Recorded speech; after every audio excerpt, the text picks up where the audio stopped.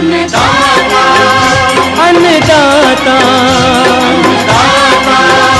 अन्नदाता नीत तुम्हारा अन्नदाता, पग पग पर है संग तुम्हारे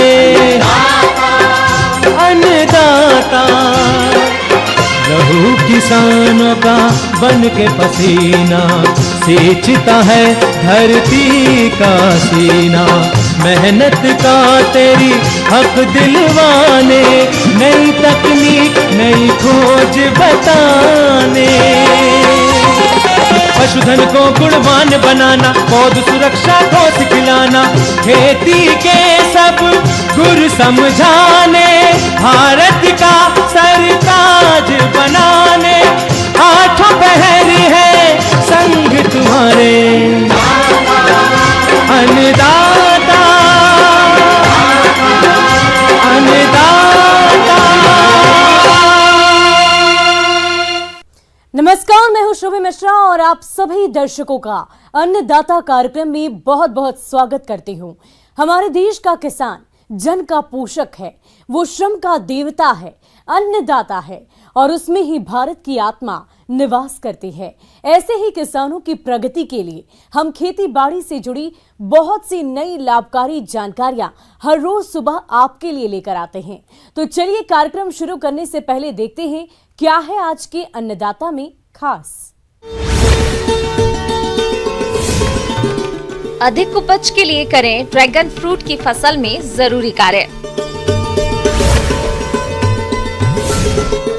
गर्मी में पशुओं का दूध उत्पादन बनाए रखने के लिए करें उचित देखभाल।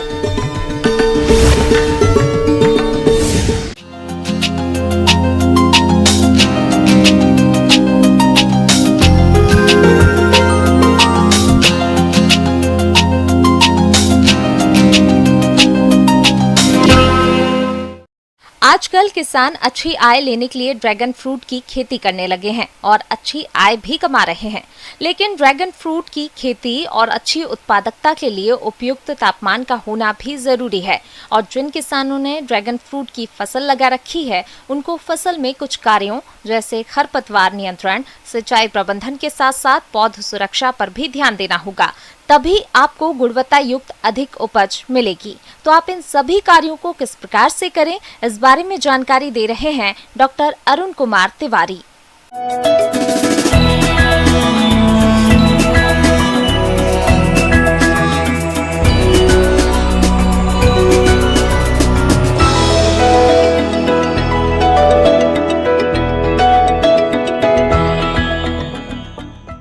किसान भाइयों जोहार। आप तो लगाते ही हैं कि एक बार लगाओ और 20 साल तक 15 साल तक उसमें फल पाओ। तो फल के पेड़ के दृष्टिकोण से आप जो पौधरोपण करते हैं वो तो इसी दृष्टिकोण से करते ही हैं। हम अभी बात कर रहे हैं ड्रैगन फ्रूट का। ड्रैगन फ्रूट जो बेस कीमती है और वो जलवायु के परिप्रेक्ष्य में बहुत वेल सूटेड क्रॉप है। ये नया है, लोग एक तरह से नई तरह से रिकमेंड कर रहे हैं और बहुत इसकी उत्पादकता भी अच्छी है। किसान भाइयों, अगर आप ड्रैगन फ्रूट लगाए हैं और अगर उसकी उम्र 2 से अधिक साल की है, लगभग 2 साल की है, तो उसके बारे में हम चर्चा कर रहे हैं। ज़्यादा है तो उसके बारे में भी चर्चा करेंगे। तो ड्रैगन फ्रूट जैसा कि आप जानते हैं कि यह एक तरह से कहिए कि गर्म प्रदेश वाला फल है। इसको बहुत ज़्यादा पानी चाहिए ऐसा बहुत ज़रूरी नहीं है, लेकिन खाद वगैरह मिले, फल इससे लेना है तो शरीर अच्छा रहेगा, तभी इसकी उत्पादकता अच्छी होगी। इस फल के पौधों को दूसरे पौधों की तुलना में कम पानी की आवश्यकता होती है। फूल आने एवं फल के विकास के समय खेत में नमी की कमी नहीं होनी चाहिए। इसके लिए बूंद बूंद सिंचाई पद्धति का उपयोग करना चाहिए।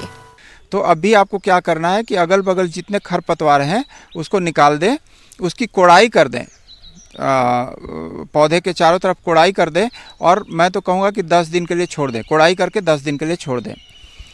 वो सूखेगा नहीं, मरेगा नहीं, आप उसकी चिंता मत करिए। 10 दिन छोड़ने के बाद 10-15 दिन तक आप छोड़ सकते हैं। उसके छोड़ने के बाद उसमें एक भूख जैसी जगेगी और मिट्टी में अगर कोई रोग जनित बैक्टीरिया या फंगस या इस तरह के कुछ हैं तो वो मर जाएंगे या ज़मीन के नीचे चले जाएंगे। तो ये उनका दुष्प्रभाव पौधे पे नहीं पड़ेगा। तो ये फ़ायदा है। ड्रैगन फ्रूट में अधिकतम उत्पादन के लिए 1 हेक्टेयर भूमि में लगभग 277 पौधे लगाए जा सकते हैं। ट्रिमिंग व प्रूनिंग पौधों की सीधी वृद्धि एवं विकास के लिए इनको लकड़ी व सीमेंट के खंभों से सहारा प्रदान करना चाहिए। अपरिपक्व पादप तनों को इन खंभों से बांधकर शाखाओं को सीमित रखते हुए 2 से 3 मुख्य तनों को बढ़ने के लिए छोड़ देना चाहिए। इसके बाद इसके ढांचे को गोलाकार रूप में सुरक्षित कर लेना चाहिए। अब उसके बाद आप जो कोड़ाई किए हुए हैं, कोड़ाई के 15 दिन के बाद आपको खाद देना है। तो गोबर की सड़ी हुई खाद आप उसका इस्तेमाल करें या वर्मी कंपोस्ट का इस्तेमाल कर सकते हैं। तो गोबर की सड़ी हुई खाद लगभग 15 किलो प्रति पौधा के हिसाब से आपको देना है। वैसे तो हम बार बार कहते हैं कि मिट्टी जांच आप करा लें। मिट्टी जांच कराने से ये होगा कि किस चीज़ की कितनी कमी है, उसी हिसाब से हम उसकी सप्लाई करते हैं। लेकिन जो कार्बनिक खाद है, जो आपका जैविक खाद है, वो बहुत ज़्यादा नहीं होता है, इसलिए ज़्यादा भी दे देंगे तो हानिकारक नहीं होगा। इसलिए हम, अगर आप मिट्टी जांच नहीं कराए हैं तो मिट्टी जांच करा लें। और बिल्कुल संभावना है कि इसका रिजल्ट अभी नहीं आ पा रहा है तो खाद देने की ज़रूरत है, इसलिए कि बरसात में उसमें फूल लगेंगे। तो स्वस्थ पौधा होगा तभी स्वस्थ फूल और फल लगेंगे और ज़्यादा से ज़्यादा लगेंगे। इसलिए आपको अभी देख रेख करने की ज़रूरत है।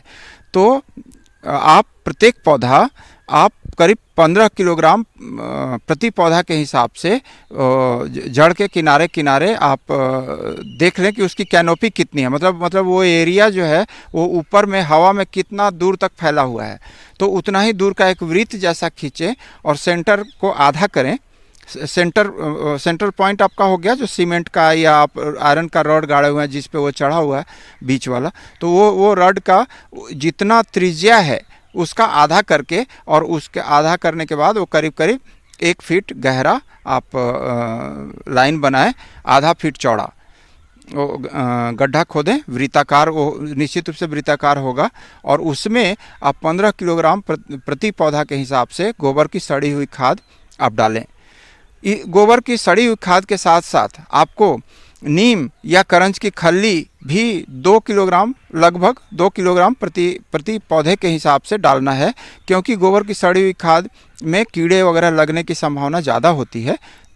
हालांकि बहुत सड़ी हुई हो फिर भी, तो उस संभावना को कम करने के लिए हम नीम और करंज की खल्ली डालते हैं।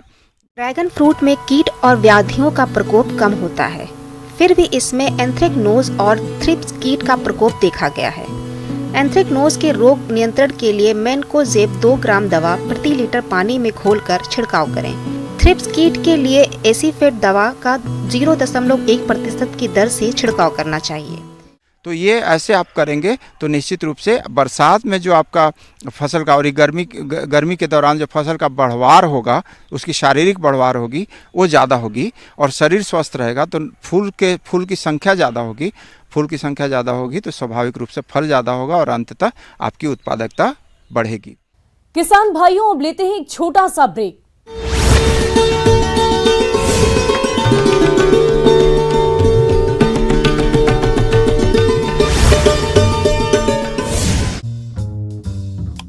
जो है मुंबई की अपनी सरकार के मंत्रियों को भ्रष्ट करार दिया है। वरिष्ठ बीजेपी विधायक पूर्व मंत्री वासुदेव देवनानी ने सीएम गहलोत के सरकार रिपीट होने के दावे को खोखला करार दिया। तो बाड़मेर के बालोतरा कस्बे में शहीद भगत सिंह मैदान में भाजपा जिला बालोतरा की तरफ से जन आक्रोश महाघेराव के तहत सभा का आयोजन किया गया।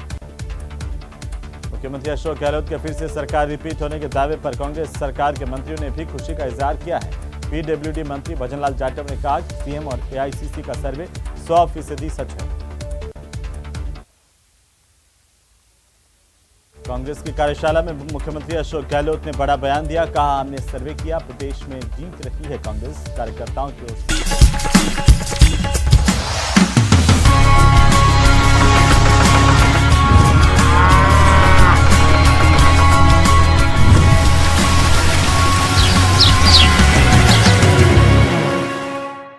और ब्रेक के बाद आप सभी दर्शकों का अन्नदाता में एक बार फिर। जिन किसानों ने दुधारू पशुओं का पालन किया है वह अपने पशुओं की इस गर्मी के मौसम में उचित देखरेख पर ध्यान दें, जिससे वे स्वस्थ रहें और उनसे दूध का अधिक उत्पादन मिलता रहे।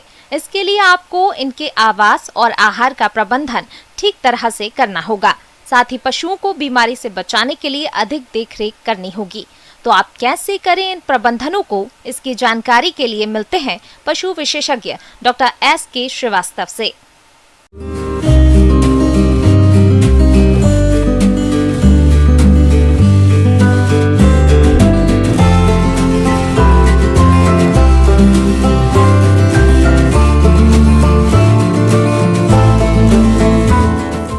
तो इस मौसम परिवर्तन का पशुओं के किस तरह से हम देखभाल, उसका आहार प्रबंधन, उसका साफ सफाई, बीमारियों से बचाव और साथ में उनके जो दैनिक क्रियाओं का है हम कैसे मैनेजमेंट करें कि वो गर्मी से बचते हुए ज़्यादा से ज़्यादा हमको उत्पादन दे पाएँ और साथ में बीमार भी ना पड़े। पशुपालक भाइयों, जैसा कि आप सभी जानते हैं कि इस समय गर्मी का मौसम शुरू हो गया है और यदि आप इस मौसम में भी अपनी गाय और भैंसों से अधिक दूध लेने की चाहत रखते हैं तो आपको सर्वप्रथम अपने दुधारू पशुओं को गर्मी के कुप्रभाव से बचाना होगा। इसके लिए आपको अपने पशुओं का आवास प्रबंधन ठीक तरह से करना होगा। तो हमको देखना पड़ेगा कि ऐसी पूर्व नियोजित व्यवस्थाएं हम करना पड़ेगा ताकि हमारे पशुओं को इस हीट स्ट्रेस की वजह से होने वाले जो प्रभाव हैं उनको कम से कम किया जा सके। तो हमेशा जो है हवादार जालियां लगाने के साथ साथ उसमें पर्दा डालने की व्यवस्था, कि अगर गर्मी में दोपहर में तेज़ लू ढलती है तो उस समय हम पर्दे गिरा दें ताकि पशुओं को सीधे तेज़ लू से बचाया जा सके। कूलर की व्यवस्था हो अत्यधिक गर्मी वाले क्षेत्रों में, और बहुत ही तीव्र गर्मी में हमको पानी के जेट और स्प्रिंकलर की व्यवस्था भी करना पड़ेगी। कभी कभी सीधे जानवरों के ऊपर स्प्रिंकल कर सकते हैं, पानी छिड़काव कर सकते हैं, नहीं तो शेड के ऊपर छिड़काव करने से काफ़ी जानवरों को राहत मिलती है। मौसम परिवर्तन के साथ साथ हमको ये देखने में आता है कि बीमारियां भी घर करने लगती हैं। तो आपको कोशिश करना है कि समय से जानवर की साफ़ सफाई हो। पशु को खाना और दाना और चारा देते हैं, उसकी साफ़ सफाई भी बहुत अच्छी होनी चाहिए, नहीं तो उसमें नीचे पपड़ी जम के, उसमें फंगस जम के जानवर को के स्वास्थ्य में विपरीत प्रभाव पड़ सकता है। और जानवर के जहाँ पर गौशाला में रहता है फर्श की सफाई करते रहें और चूने से उसकी पुताई भी करते रहें ताकि उसमें ज़्यादा से ज़्यादा हम बच पाएँ फंगल ग्रोथ से। दिन के समय पशुओं को शेड के अंदर रखें, जो ठंडा समय है वो उस समय आप उसको बाड़े में कर सकते हैं। दुहाई अधिक से अधिक कोशिश करें कि दिन के बहुत सुबह 6 बजे के आसपास और शाम अच्छे से ढलने के बाद जब मौसम कुछ ठंडा हो जाता है उस समय दुहाई का कार्य करें। साथियों, जैसा कि मैंने बताया कि गर्मी का प्रभाव सीधे सीधे पशु के उत्पादन क्षमता पर पड़ता है, साथ ही साथ उसके प्रजनन क्षमता पर भी पड़ता है।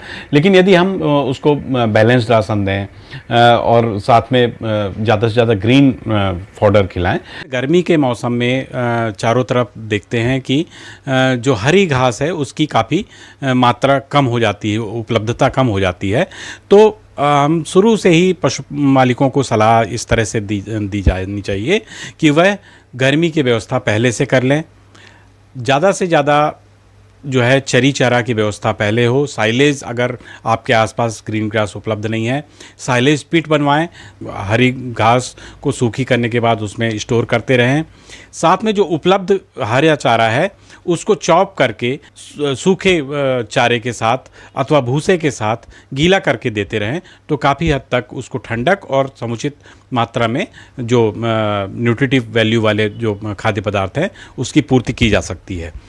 तो आपको इस तरह से उसको दाना पानी देना है ताकि वह समुचित मात्रा में ले, खुराक उसकी समुचित रहे और साथ में इसमें विपरीत प्रभाव न पड़े।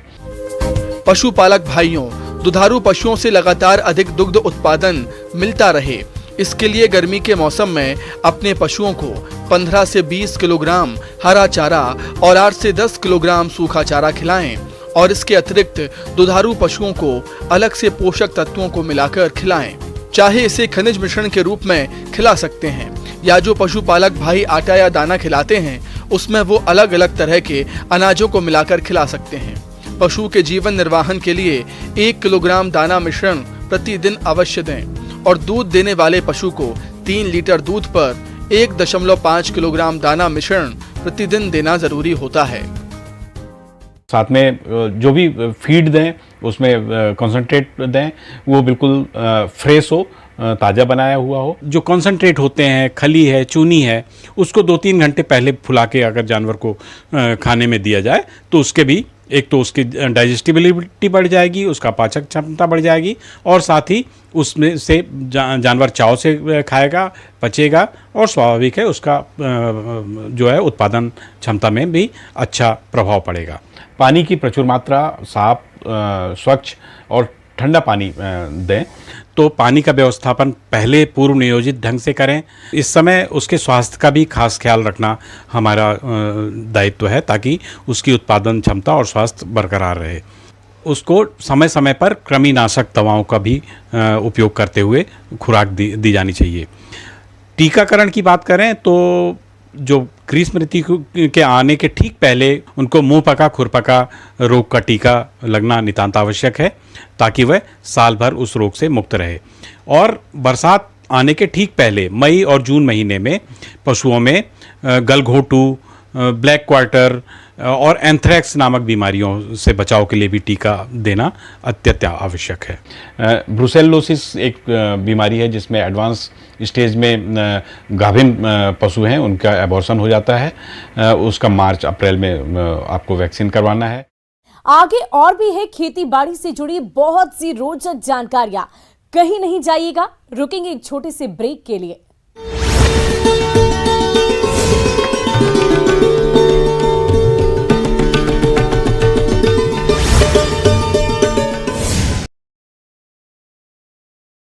अपील की गई है कि राजनीति के चक्कर में ना पड़े, लोगों को योजनाओं के बारे में बताएं।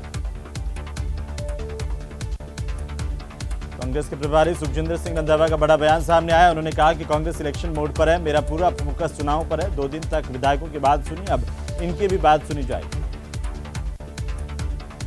मुख्यमंत्री अशोक गहलोत का फिर से सरकार बनाने का दावा। उपनेता प्रतिपक्ष सतीश पूनिया ने इस पर गहलोत सरकार पर निशाना साधा। पूनिया ने कहा कि गहलोत सरकार मुंगेरी लाल के हसीन सपने देख रहे हैं। बीकानेर के दौरे पर पहुंचे भाजपा प्रदेश अध्यक्ष सीपी जोशी ने कहा कि धर्म और आस्था के साथ खिलवाड़ करने, किसानों और युवाओं से धोखा करने वाले कुशासन को हटाने के लिए प्रार्थना की गई।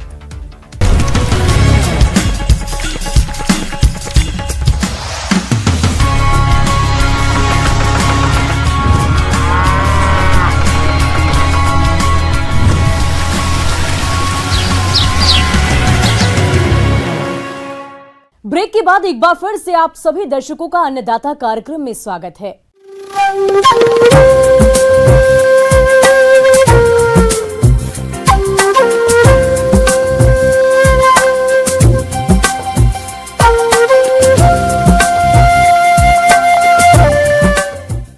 मौसम विभाग की रिपोर्ट पर साप्ताहिक कृषि सलाह कुछ इस प्रकार है।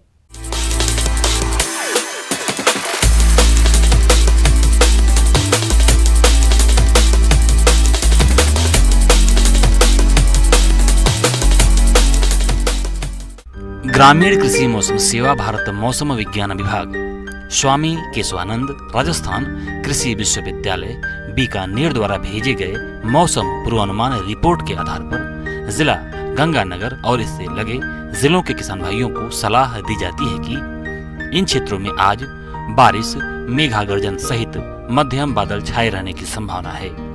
इस दौरान अधिकतम तापमान 36 से 37 डिग्री सेल्सियस और न्यूनतम तापमान 23 से 25 डिग्री सेल्सियस के मध्य रहने की संभावना है।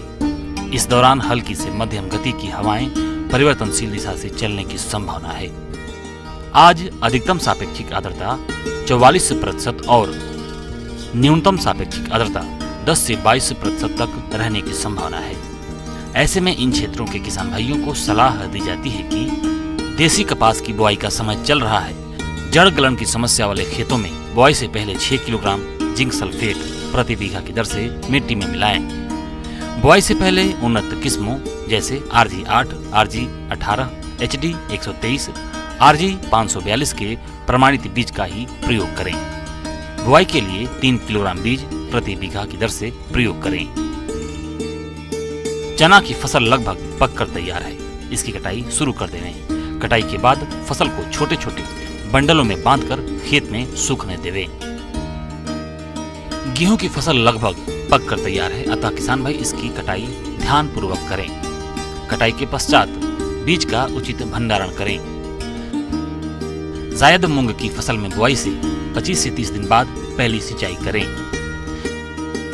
किसान भाइयों, गन्ने की नई फसल लगभग 45 दिनों की हो चुकी हो तो वे इस समय पहली सिंचाई लगावें और सिंचाई के तुरंत बाद फसल को अगेती तना छेदक कीट से बचाने के लिए पौधों के साथ साथ फ्यूराडान 3% कण 6 किलोग्राम अथवा फोरेट 10% कण 4 किलोग्राम प्रति बीघा की दर से प्रयोग करें। गन्ने की रैटून फसल में सफाई करके कटाई के 30 से 35 दिन पर पहली सिंचाई करें। बत्तर आने पर 2 कतारों के बीच हल से जुताई कर दें।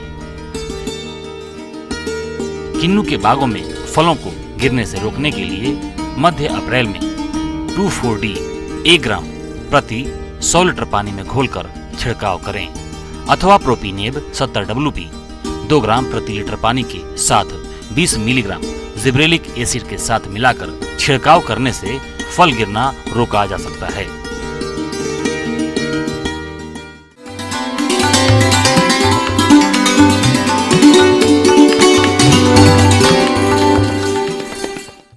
आइए जानते हैं अन्नदाता निःशुल्क फोन के माध्यम से पूछे गए समस्याओं का समाधान। आज की अन्नदाता हेल्पलाइन में हमने जिस प्रश्न को शामिल किया है उसे पूछा है गांव अजीतपुर, जिला धौलपुर के सुरेश कुमार ने। आपने पान मरीजों में लगने वाले कीट और रोगों के नियंत्रण के बारे में जानकारी चाहिए है, तो इसके लिए देखिए कार्यक्रम का यह अंश।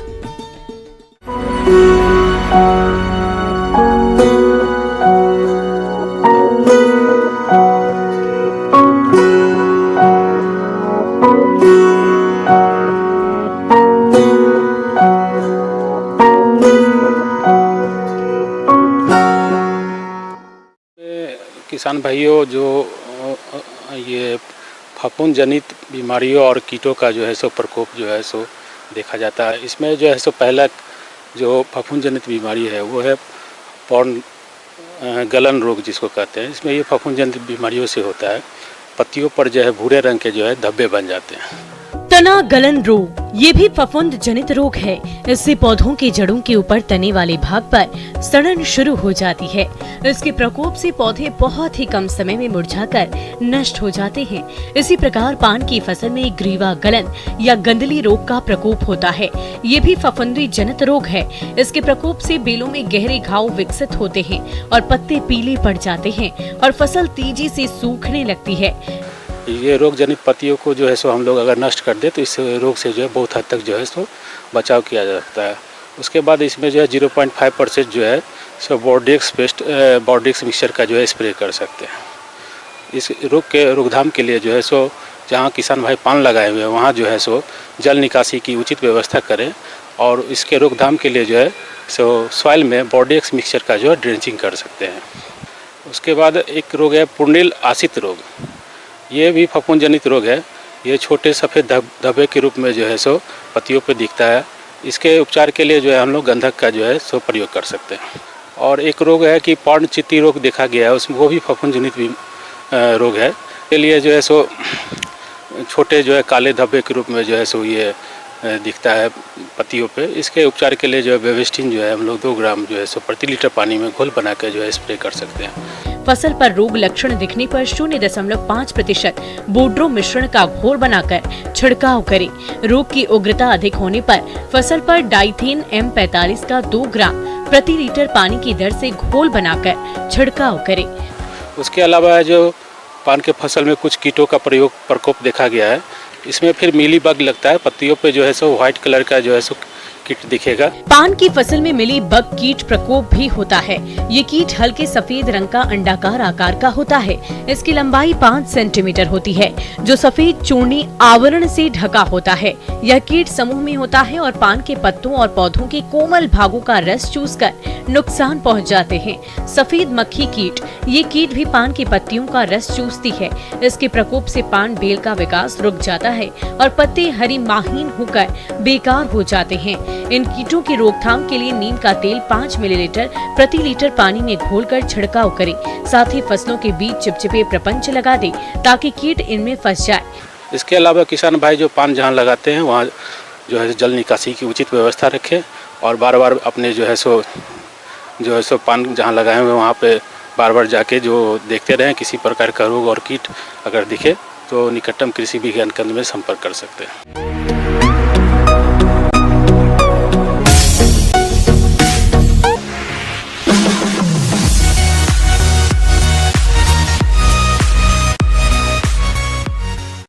और एक नजर डालते हैं राज्य की कुछ मंडियों के प्रमुख फसलों के बाजार भाव पर।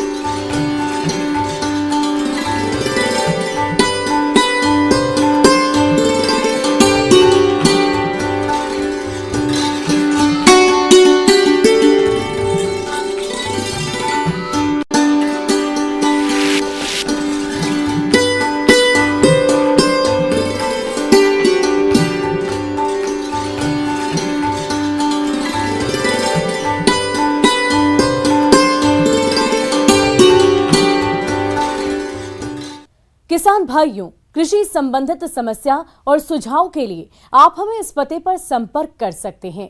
प्रोड्यूसर अन्नदाता news 18 Rajasthan, Ramoji film city, Hyderabad 501512। साथ ही आप हमें ईमेल भी कर सकते हैं। हमारा ईमेल है p18annadatarajasthan@nw18.com। इसके अतिरिक्त आप हमें निःशुल्क हेल्पलाइन नंबर 180088921663 पर सोमवार से लेकर शनिवार सुबह 10 बजे से शाम 4 बजे के बीच संपर्क कर सकते हैं। और अब समय हो रहा है आपसे विदा लेने का। कल फिर होगी मुलाकात कृषि से जुड़ी महत्वपूर्ण जानकारियों के साथ। नमस्कार।